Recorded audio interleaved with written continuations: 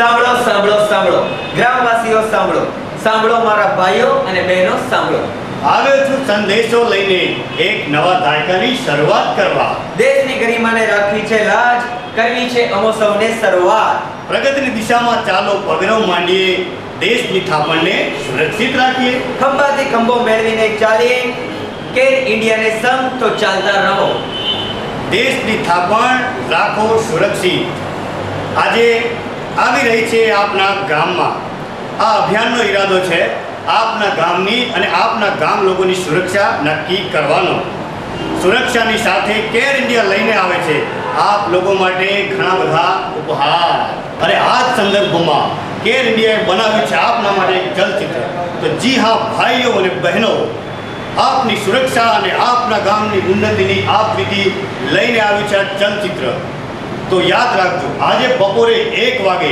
આપના ગામના ચોકમાં શરૂ થવાનું છે દેશની થાપણ રાખો સલામત સમસ્તીપુરના ગ્રામવાસીઓ અને મારા વાલા ભાઈ આપના ગામમાં કેર ઇન્ડિયાનું અભિયાન દેશની થાપણ રાખો સલામત બસ થોડી જ વારમાં શરૂ થવા જઈ રહ્યું છે તો આપ લોકોને નમ્ર વિનંતી છે કે આપના ગામના ચોરે એટલે કે આપણા ગામના ચોકમાં 1 વાગે આવી જવા વિનંતી છે નમસ્કાર દેવીઓ અને સજ્જનો ભાઈઓ અને બહેનો આજે હું અહીંયા આવ્યો છું એક ખાસ સંદેશો આપવા માટે એક ખુશખબર આપવા માટે આ એક એવો સંદેશો છે જે તમારા મારા અને આપણને સૌને મહત્વપૂર્ણ સાબિત થશે આપણને સૌને ઉપયોગી થશે જે હું વાત કરી રહ્યો છું એક એવી કંપની વિશે અત્યારે આપણી વચ્ચે એક એવી કંપની છે કે જે હંમેશા આપણને સાથ આપ્યો છે સહકાર આપ્યો છે અને આપણું રક્ષણ કર્યું છે હા હું વાત કરી રહ્યો છું કેન ઇન્ડિયા વિશે મિત્રો કેન ઇન્ડિયાએ છેલ્લા 15 વર્ષોથી એક મહત્વપૂર્ણ જવાબદારી ઉપાડી છે કેન ઇન્ડિયા ભારત સરકારને એક ખાસ પદાર્થના ઉત્પાદનમાં મદદ કરી રહી છે મિત્રો હું વાત કરી રહ્યો છું તેલ અને ગેસના ઉત્પાદનની આજના આધુનિક યુગમાં તેલ એક એવો પદાર્થ છે કે જેની મદદ વડે આપણા રોજિંદા જીવનની વસ્તુઓ બનાવવામાં આવે છે તમને થશે કે તેલથી તો માત્ર ખાવાનું બને છે ટ્રેક્ટર ચાલે છે આપણી ગાડીઓ ચાલે છે પણ મિત્રો તમને એ ખબર છે કે પ્લાસ્ટિક અને સિન્થેટિક વસ્તુઓ જેમ કે ડોલ છે આપના બાળકોના રમકડા છે પૈંડું છે એ વગેરે પણ તેલની મદદથી જ બને છે અને આપણા ગામમાં પણ તેલમાંથી બનાવેલી એક મહત્વપૂર્ણ વસ્તુ છે કે જેના લીધે આપણા ગામને એક ખાસ અને જવાબદાર ગામની ઉપાધિ મળી છે તમારામાંથી બહુ ઓછા લોકોને ખબર હશે કે તમારા ગામની નીચેથી એક પાઇપલાઇન પસાર થઈ રહી છે આ પાઇપલાઇનની સુરક્ષા ભારત સરકારે કેન ઇન્ડિયાને સોંપી છે અને મને એ જણાવતા બહુ જ આનંદ થઈ રહ્યો છે કે કેન ઇન્ડિયા આ જવાબદારી તમારા લોકોની સાથે ભેગા મળીને નિભાવવાનો દ્રઢ નિશ્ચય કર્યો છે કારણ કે આ જવાબદારી મારી કે ફક્ત તમારી નથી આપણી છે આપણી સરકાર માટે આપણા દેશ માટે અને આપણા બાળકોના ભવિષ્ય માટે છે આ પાઇપલાઇન એ આપણી થાપણ છે આપણા દેશની થાપણ છે એને સુરક્ષિત રાખો પણ તમારા ઘણા બધાને થતું હશે કે આ પાઇપલાઇન અમને શું થયું આ પાઇપલાઇન આવી ક્યાંથી આ પાઇપલાઇનના રખેવાળ કોણ છે આ પાઇપલાઇનથી તમને શું ફાયદો થશે શું નુકસાન થશે આવા ઘણા બધા પ્રશ્નો તમારા મનમાં થતા હશે અને એ પ્રશ્નના ઉત્તર આપવા માટે જ અમે અહીંયા આવ્યા છીએ અમે અહીંયા હાજર થયા છીએ આવા જ પ્રશ્નના ઉત્તર આપવા માટે અને આપણી ભાગીદારીને દ્રઢ બનાવવા માટે દોસ્તો હવે હું આ ગામના એક એવા વ્યક્તિને મંચ ઉપર હાજર કરું છું કે જેમણે હંમેશા પોતાની ફરજ બજાવી છે તો હું સમસ્તીપુરના સરપંચ મહેશભાઈને મંચ ઉપર બોલાવવા માટે વિનંતી કરું છું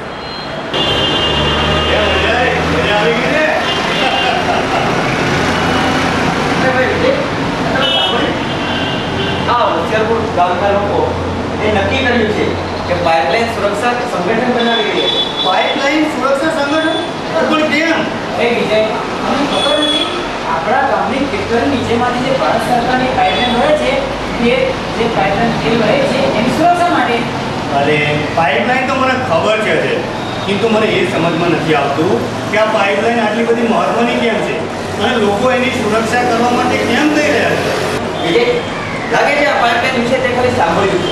તો હવે થોડું જાણી લો. આ પાઇપલાઇન દુનિયાની સૌથી લાંબી પાઇપલાઇન અને લગભગ ગરમ રહેનાર પાઇપલાઇન ટ્રેન, ઇન્ડિયા અને ઓએનજીસી ભારત સરકાર સુધી પહોંચાડે છે આ જ પાઇપલાઇન દ્વારા. નવકાર ગરમ રહેતી પાઇપલાઇન. હા. અરે તેલને જો પાઇપલાઇનમાં ગરમ કરવાનું હોય તો એને સાચવીને શું કરશો? વિજય, તમારી ખોટી વિચારધારા છે. તેને કારણે ઘણી બધી મુશ્કેલીઓ આવી શકે છે. પાઇપલાઇનનો આપણી સુરક્ષા તેને સમજવું આ પાઇપલાઇનમાંથી જે તેલ વધે છે એ આપણા રોજિંદા જીવનની વપરાશનું તેલ નથી. અરે પણ તેલ જ તો છે એ પછી જે હોય એ. ના વિજય, આ તેલ જે પાઇપલાઇનમાં જાય છે તે આપણે વાપરવા લાયક નથી. અને જો આપણે જે તેલને વાપરવું હોય એના નહીં થાય. તને શું લાગે છે? આ પાઇપલાઇન ગરમ કેમ બને? અરે મને એ જ નથી સમજાતું જરૂર છે ને ગરમ રહેવાની અને કેમ આપણે એની સુરક્ષા કરવી પડે.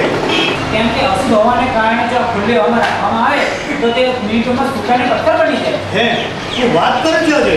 અજય એકદમ સાચી વાત કહી છે ભાઈ.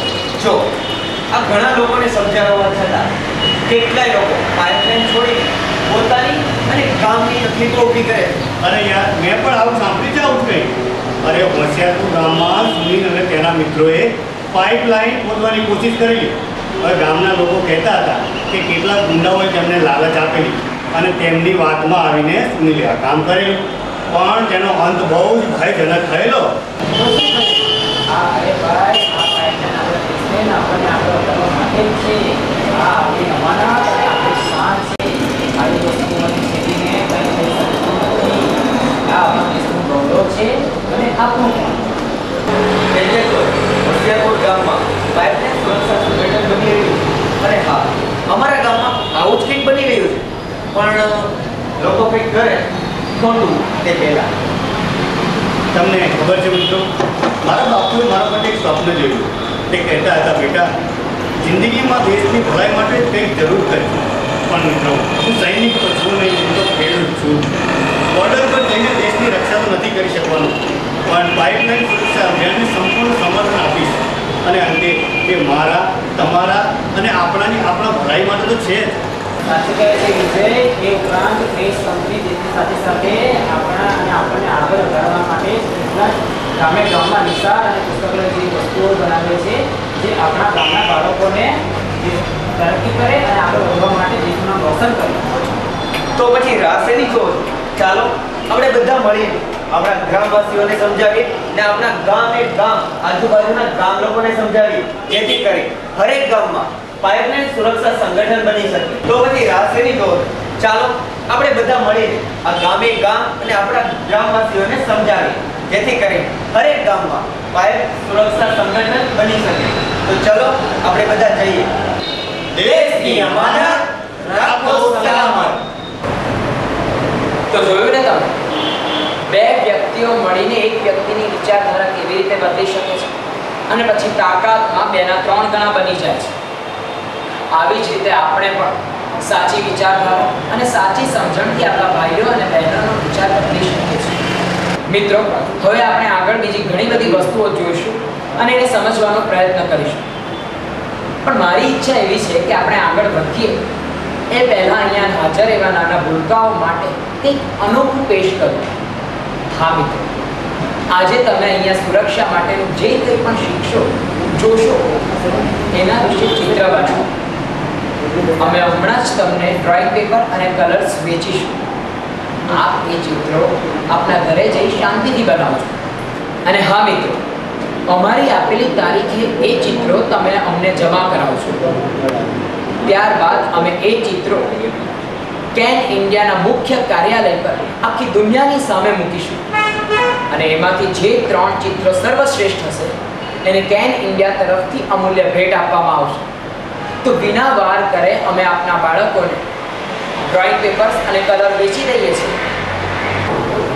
હવે મિત્રો, આપણે ખાસ મુકામ પર પહોંચી ગયા છે, જે અભિયાનનો ખૂબ મહત્વનો ભાગ છે. કારણ કે આપણે આમાં જોવાના છીએ એક નાનકડું ચલચિત્ર જેની વાર્તા છે એક ગામના નાના પરિવારની, જે પરિવાર આપનું પણ હોઈ શકે છે. તો આપણે સાથે મળીને માણીએ એક મજેદાર વાર્તા. મિત્રો, તમે જોયું કે પાઇપલાઇને ગામને કેવી રીતે બદલી નાખી અને ગામના લોકોના ગર્વનો વિષય કેવી રીતે બન્યો. તમે એ પણ જોયું કે એક માણસનો વિકાસ કઈ રીતે થાય છે. મિત્રો, આ ગામ આપનું છે, આ જમીન આપની છે, આ બધું જ આપનું છે.